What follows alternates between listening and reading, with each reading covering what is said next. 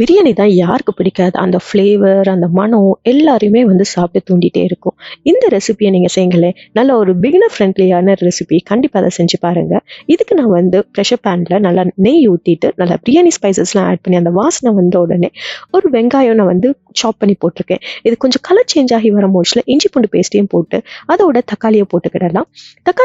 தக்காளி வந்து நல்லா குக் ஆகட்டும். இந்த குக் ஆயிட்டே இருக்கும்போது நான் வந்து புதினாவும், கொத்தமல்லியும் நான் அரைச்சு வச்சிருக்கிறேன். அதையும் ஆட் பண்ணிட்டு, சிக்கன ஆல்ரெடி நான் வந்து ஒரு விசில் போட்டு நான் இறக்கியிருக்கிறேன். சிக்கன மட்டும் இதுல ஆட் பண்ணிட்டு, ர பாஸ்மதி ரைஸ் ஆட் பண்ணியிருக்கேன். பாஸ்மதி ரைஸ ஒரு 20 மினிட்ஸ் நல்லா சோக் பண்ணி அத ட்ரெயின் அவுட் பண்ணி எடுத்திருக்கிறேன். ஸோ அந்த மிச்சம் உள்ள சிக்கன் ஸ்டாக்கையும் பாஸ்மதி ரைஸ்க்கு நான் வந்து 1 1/2 கப் எடுத்திருக்கேன். நான் 1 கப் பாஸ்மதி ரைஸ் எடுத்திருக்கேன். ஸோ 1 1/2 கப் எடுத்திருக்கேன். அது நல்லா கொதிச்சு வரும்போதுல கொஞ்சம் லெமன ஸ்க்வீஸ் பண்ணிட்டு, அதோட கொஞ்சம் நெய் ஊத்திக்கோங்க.